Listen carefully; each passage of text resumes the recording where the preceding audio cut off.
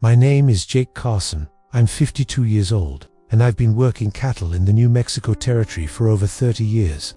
What I'm about to tell you is the most extraordinary and life-changing experience I've ever had. How giving bread to a starving Apache girl led to the most terrifying and beautiful day of my life, when 300 warriors surrounded my ranch, not to destroy it, but to honor it. This story begins on a scorching hot day in August 1885, when I was 25 years old and running a small cattle operation about 40 miles southwest of Santos. It was just me, my foreman Miguel Santos, and about a dozen hired hands trying to make a living in some of the harshest country God ever created. Jake, Miguel said that morning as we checked the water levels in our stock tanks. The Apache have been active again. Found tracks near the north pasture yesterday. How many? Hard to say, maybe a dozen riders, moving fast through the canyon. I nodded, trying to hide my concern. The Apache wars had been raging for years, and while most of the major bands had been forced onto reservations, small groups of warriors still roamed the territory, sometimes peacefully, sometimes not. Double the night watch, I told him, and make sure the boys keep their rifles close. You think they're looking for trouble? I think they're looking for food and water, same as everybody else out here. But desperate people do desperate things. I had no idea how prophetic those words would prove to be. The trouble started around noon, when I was riding alone through the eastern section of our range, checking on a small herd of cattle that had wandered toward the foothills. The heat was brutal, probably over 100 degrees, and even my horse, Thunder, was struggling with the temperature. That's when I saw her. She was sitting in the shade of a large boulder, partially hidden by scrub brush. But something about her posture caught my eye. She looked wrong. Too still, too small, too vulnerable for this harsh landscape. I dismounted and approached slowly, my hand resting on my sidearm out of habit rather than aggression. As I got closer, I realized she was just a child, maybe 10 or 12 years old, wearing the traditional dress of an Apache girl. Her long black hair hung in limp strands around her face, and her clothes were torn and dirty. But it was her eyes that stopped me cold. They were huge in her thin face, dark and intelligent, but filled with a desperation I had never seen in a child before. She was starving. "Hello," I said softly, raising my hands to show I meant no harm. She tensed like a wild animal ready to run, but she was too weak to move quickly. I could see her ribs through the thin fabric of her dress, and her lips were cracked from dehydration. "I'm not going to hurt you," I continued, speaking as gently as I could. "My name is Jake. What's your name?" She stared at me for a long moment, then spoke in a voice barely above a whisper. "Ayana." Her English was accented but clear, which surprised me. Most Apache children I had encountered spoke little or no English. "Ayana," I repeated. "That's a beautiful name. Are you alone out here?" She nodded, and I saw tears beginning to form in her eyes. "Where's your family?" "Gone," she said simply. "All gone."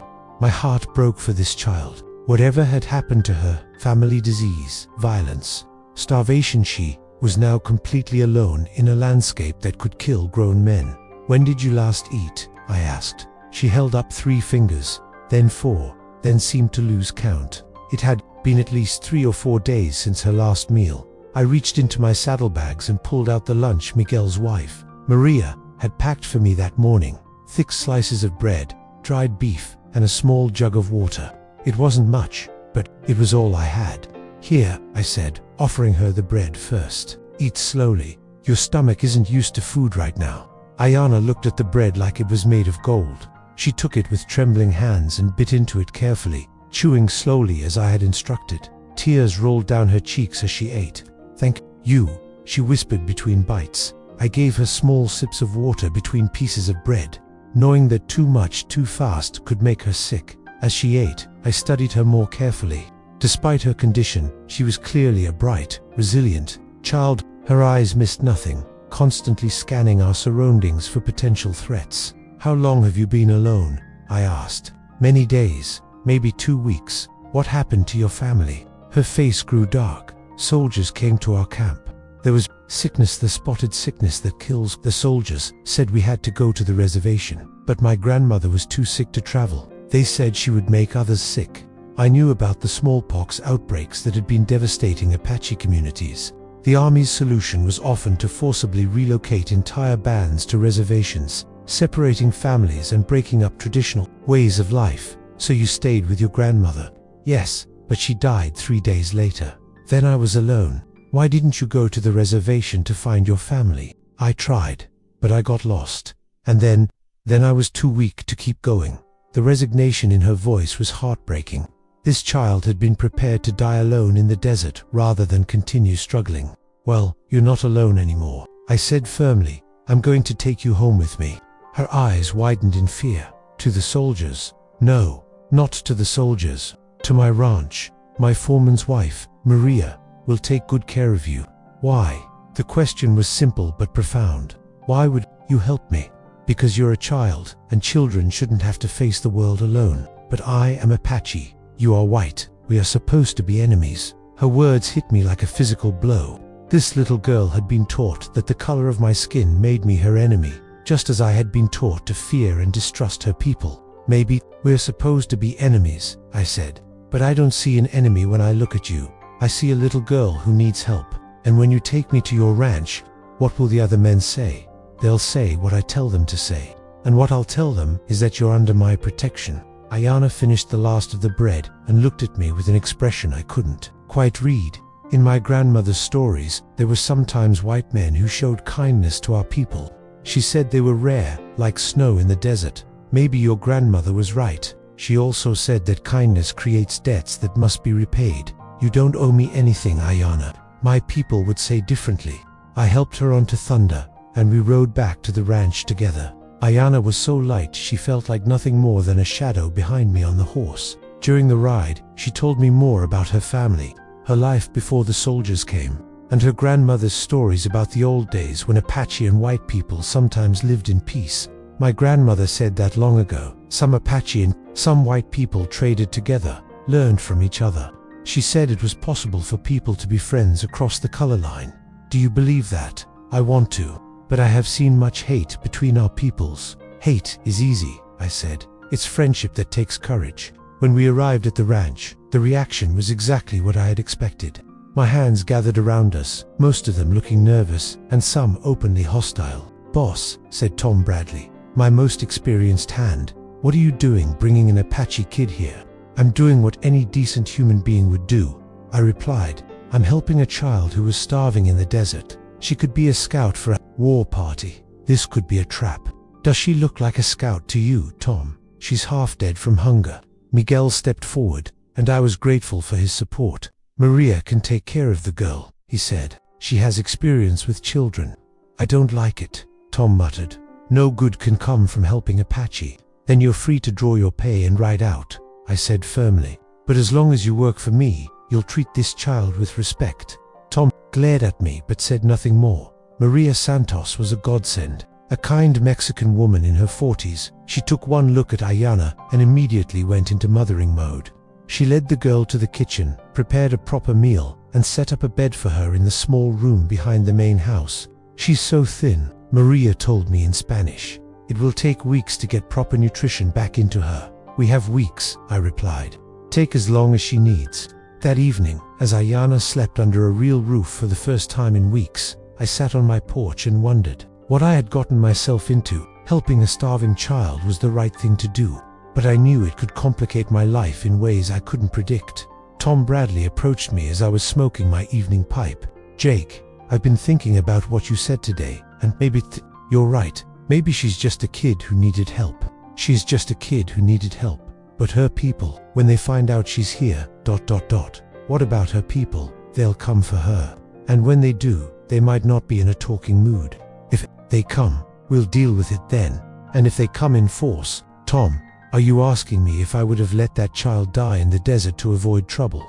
I'm asking if you've thought about the consequences. I've thought about them and I've decided that some things are more important than consequences. Tom nodded slowly. I hope you're right, boss. For all our sakes. As it turned out, Tom's concerns were more prescient than either of us could have imagined. The next morning, I woke before dawn as was my habit and walked out to check on the horses.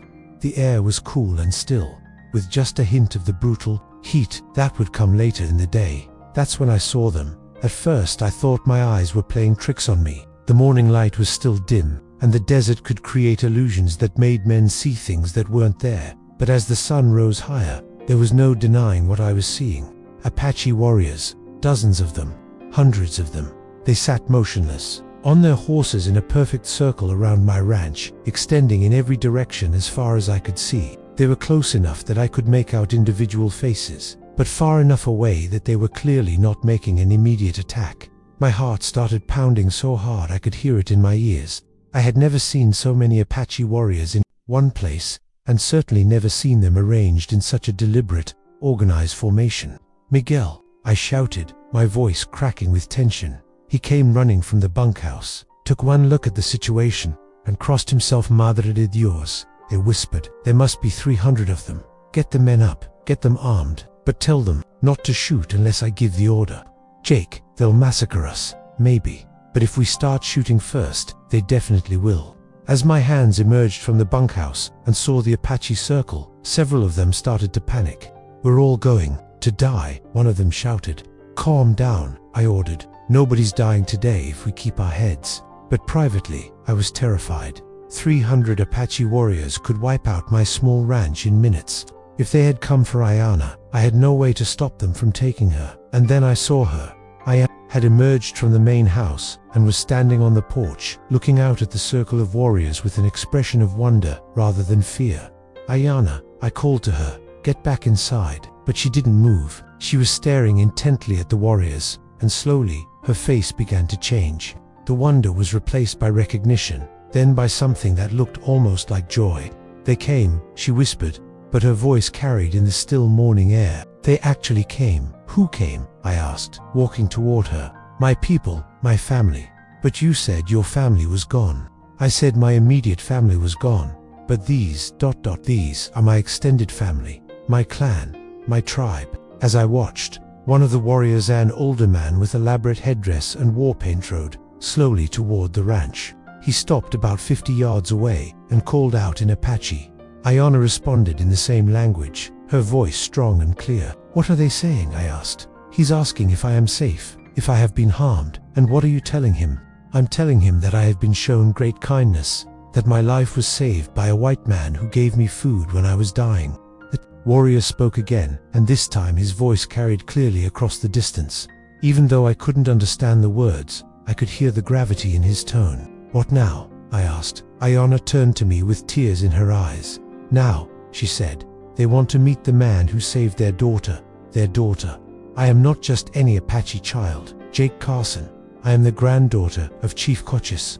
I am the great-granddaughter of Mangus Coloradus. The blood of chiefs runs in my veins." My legs nearly gave out from under me. I had saved the life of Apache royalty, and now 300 warriors had come to my ranch. The question was, had they come to thank me or to kill me? As the reality of Ayana's true identity sank in, I felt a mixture of terror and awe that I had never experienced before. I had given bread to a starving child, not knowing that she was descended from the most famous Apache chiefs in history. "Jake," Miguel whispered urgently, "what do we do?" "We do what we've been doing," I said, surprised by how steady my voice sounded.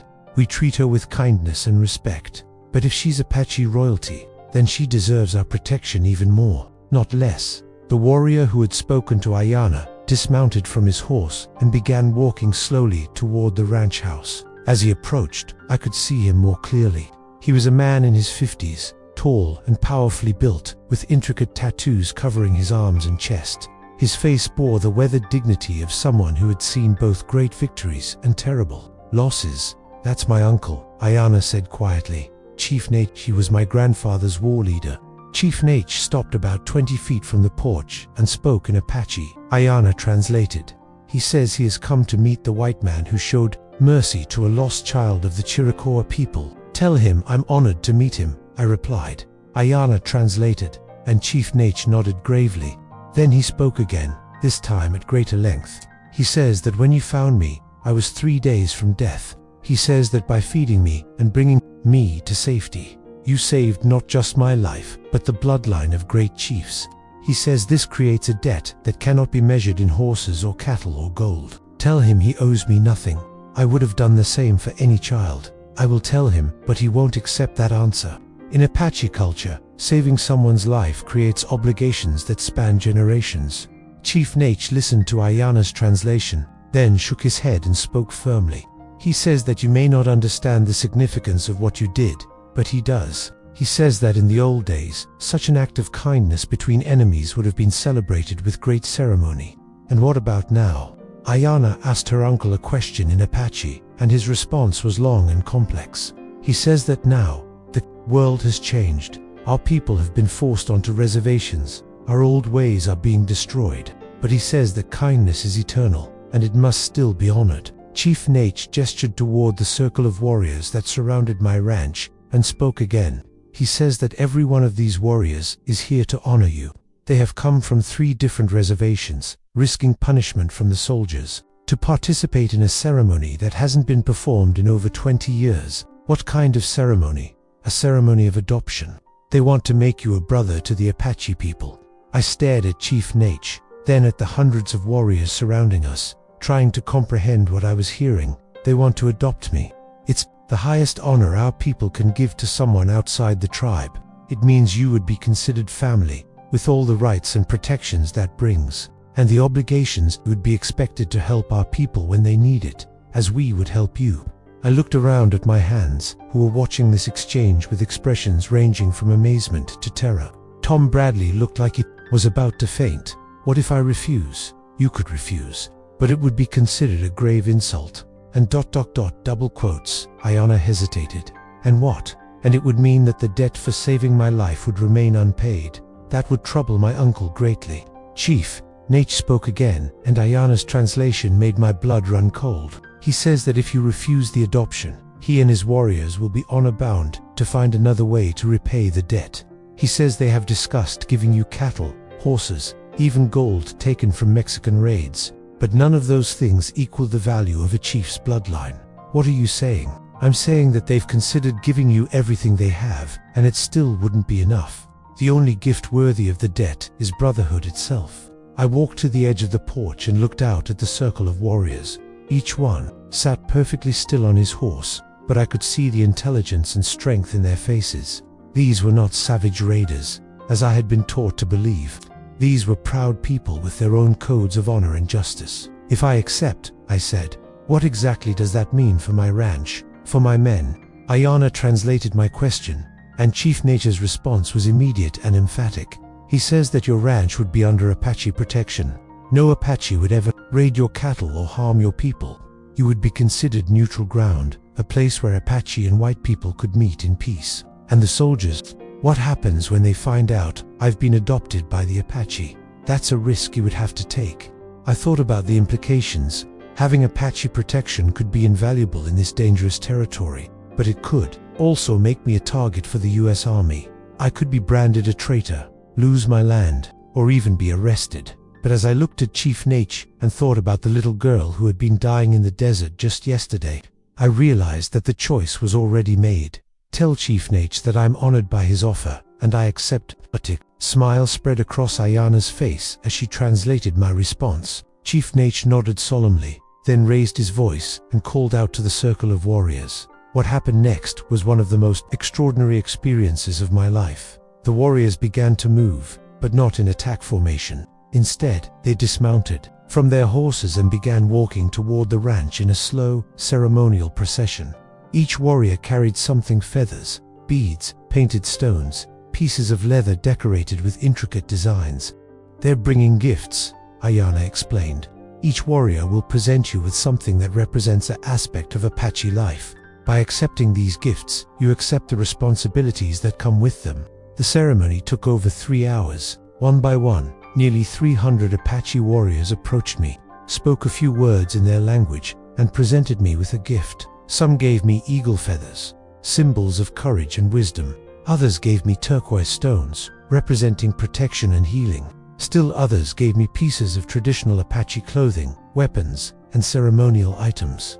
Ayana translated when she could, but many of the presentations were in dialects she didn't fully understand. What was clear, however, was that each gift carried deep meaning and significance. This warrior gives you the feather of a golden eagle, shot on the mountain, where his grandfather received his vision, she translated for one presentation. He says that by carrying this feather, you carry the blessing of his ancestors. This woman gives you a necklace made from stones found at the sacred spring where Apache children are named. She translated for another. She says that wearing it will help you understand the Apache way of seeing the world. As the ceremony progressed, I began to understand that I wasn't just being adopted by a tribe. I was being welcomed into a complex web of relationships, responsibilities, and spiritual beliefs that went back hundreds of years. The final presentation came from Chief Nate himself. He approached carrying a magnificent war lance, decorated with eagle feathers, beads, and strips of painted leather. This lance belonged to my father, Iana translated as he spoke. Before that, it belonged to his father and his father's father. It has been carried in battle against the Mexican army, against other tribes, and against the American soldiers. He says that by giving it to you, he's making you not just a brother, but a war chief among the Apache. I can't accept something that valuable, I protested. You have to, Iana said firmly. To refuse would be to refuse the adoption itself. I took the lance with trembling hands, feeling the weight of generations of Apache history. Chief Nate spoke one final time, and his words carried across the entire gathering. He says that from this day forward, you will be known among the Apache as Goyakla, which means white man, who feeds the hungry. He says that your ranch will be a place of peace, and that any Apache who comes here seeking help will find it. And what about the soldiers? What happens when they discover what we've done here today? Chief Nature's response was swift and confident. He says that the soldiers fear the Apache, but they also need our cooperation to maintain peace in the territory. He says that a white man who has been adopted by the Apache could be valuable to both sides, a bridge between two worlds that are often at war. As the ceremony concluded, the warriors began to remount their horses, but instead of riding away immediately, they formed into smaller groups and began setting up what appeared to be a temporary camp around my ranch. What are they doing now? I asked. They're staying for the feast, Iana explained. No, Apache. Adoption ceremony is complete without a celebration that lasts 3 days and 3 nights.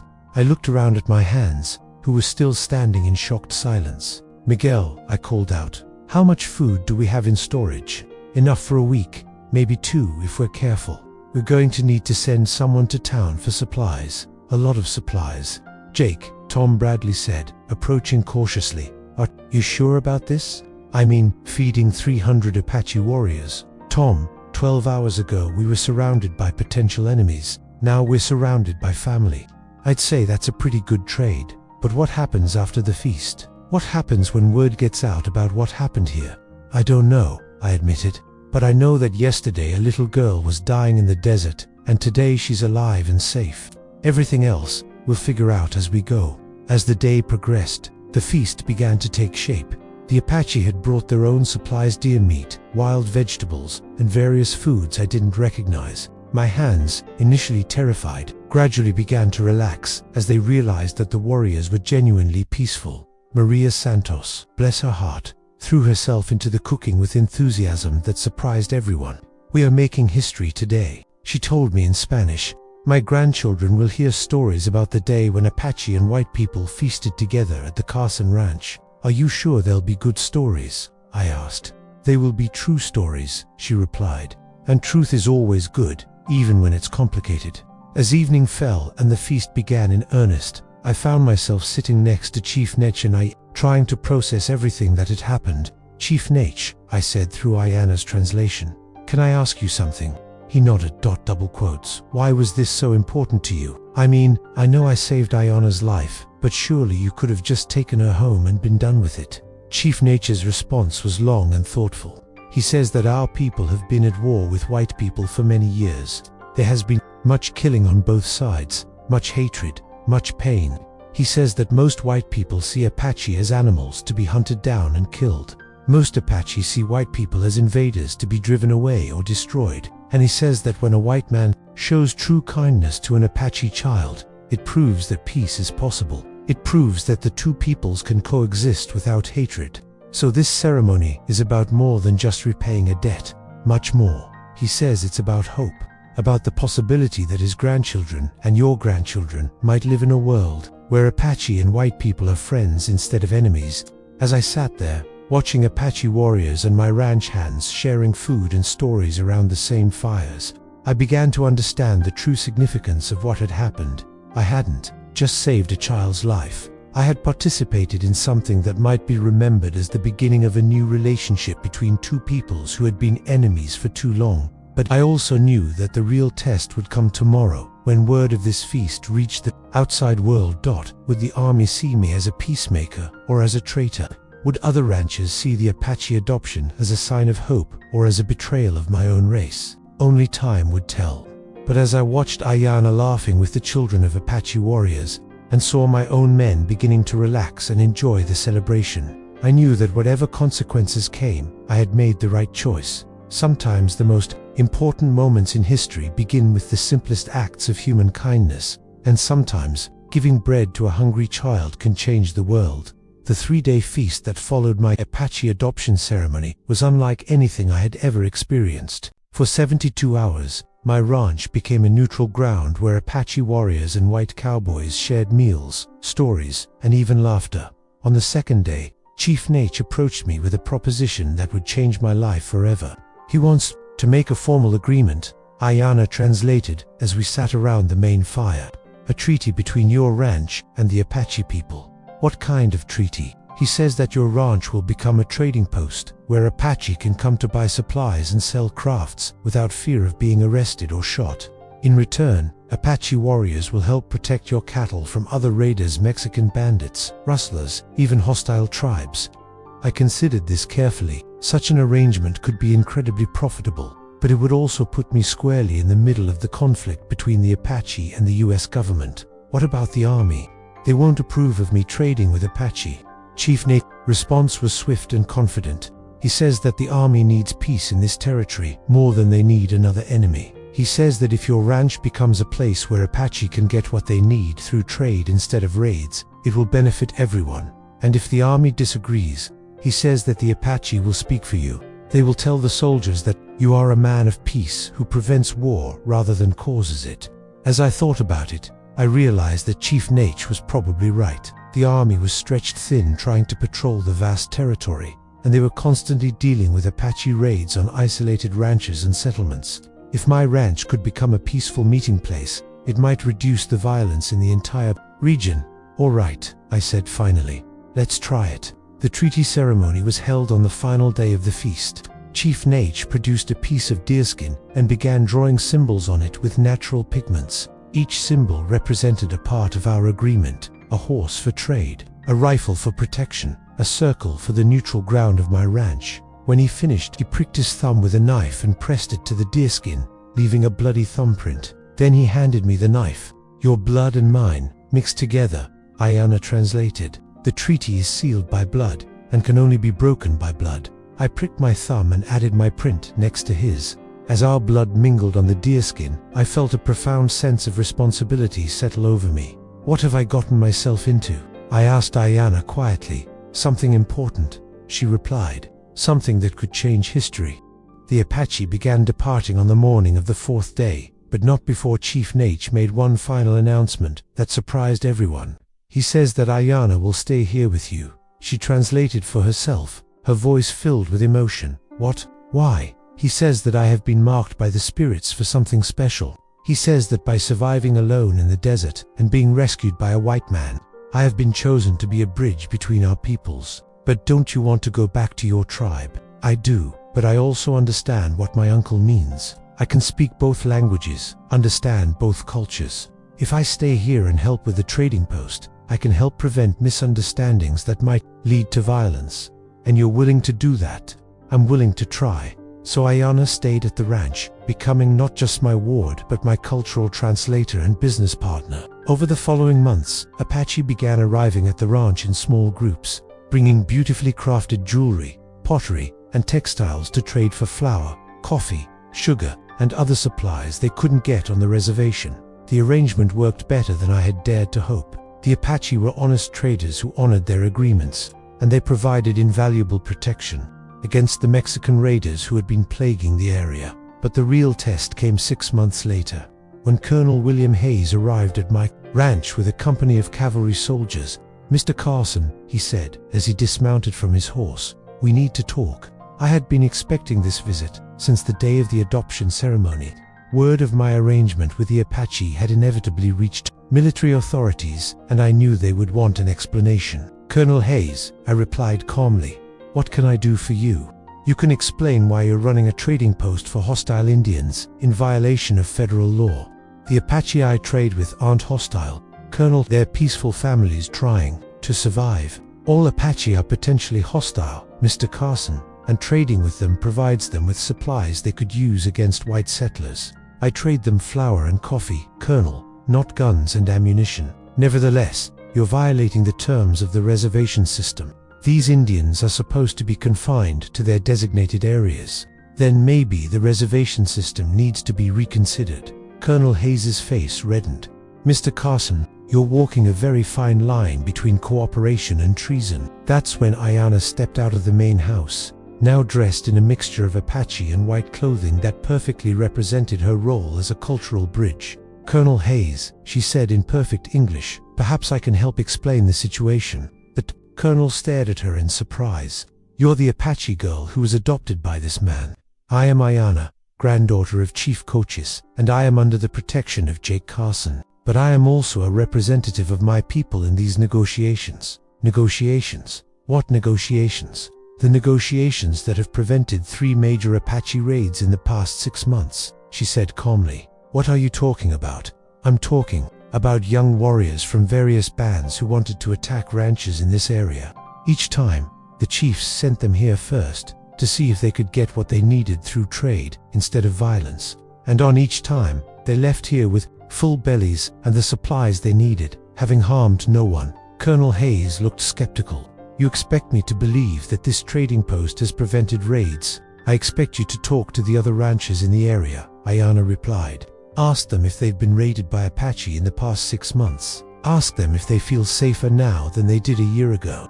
The colonel was quiet for a moment, clearly considering her words. Even if that's true, he said finally, it doesn't change the fact that Mr. Carson is violating federal law. Then perhaps federal law needs to be changed, I said. Or perhaps you could recommend that this ranch be designated as an official trading post, operating under military supervision. You want military authorization for this operation. I want what's best for everyone: Apache, white settlers, and the army. If that means operating under military oversight, I'm willing to accept that. Colonel Hayes spent 3 days at the ranch, observing our operations and interviewing both my hands and the Apache who came to trade. What he saw clearly impressed him. Mr. Carson, he said on his final day, I'm going to recommend to my superiors that your trading post be granted official status as a government-sanctioned facility. Thank you, Colonel. Don't thank me yet. There will be conditions, regular inspections, detailed records of all transactions, and a requirement that you report any intelligence about potential Apache activities. I can live with those conditions. Good, because if this experiment fails, if there are any incidents involving Apache who have traded here, you'll be held personally responsible. Understood. True to his word, Colonel Hayes's recommendation was approved, and the Carson Trading Post became an official U.S. government facility. Ayanna and I were sworn in as federal agents, authorized to conduct trade with Apache bands under military supervision. The success of our trading post led to similar facilities being established throughout the territory. Within 5 years, Apache raids had decreased by over 70%.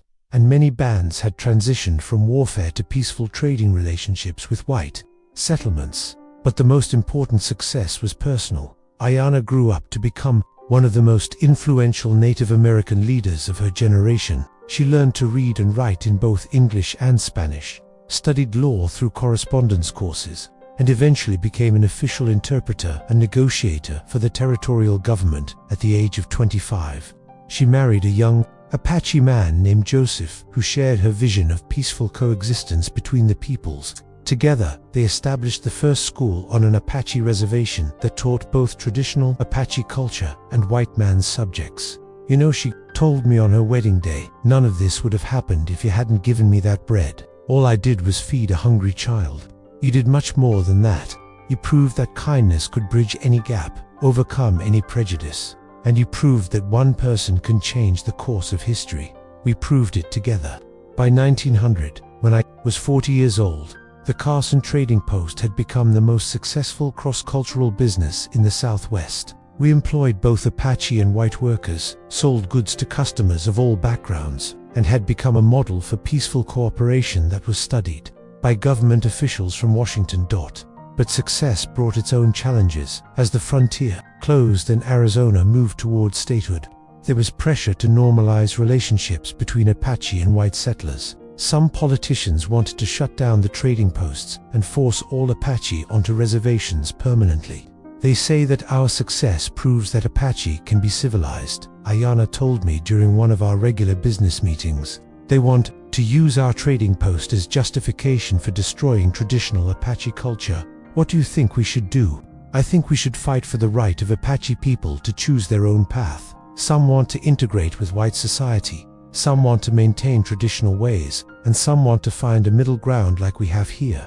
And how do we fight for that? By continuing to prove that cooperation works better than force. The fight for Apache rights became the defining cause of my later years. Ayanna and I traveled to Washington, D.C. multiple times, testifying before Congress about the success of our trading post model and advocating for policies that respected Apache autonomy while promoting peaceful coexistence. In 1912, when Arizona achieved statehood, the Carson trading post was designated as a historical landmark, and Ayanna was appointed as the first Native American member of the state legislature. From starving child to state legislator, I marveled as we stood together on the steps of the new state capitol.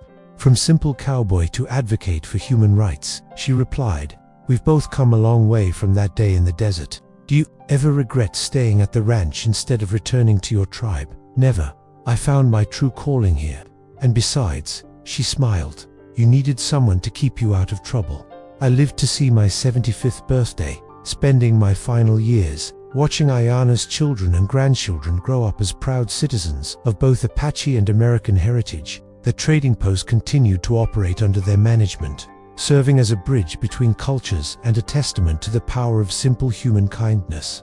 On my deathbed, surrounded by family both biological and chosen, Ayanna held my hand and spoke the words that would be carved on my tombstone. "Here lies Jake Carson, who gave bread to a hungry child and changed the world." But the truth was, Ayanna had changed the world just as much as I had.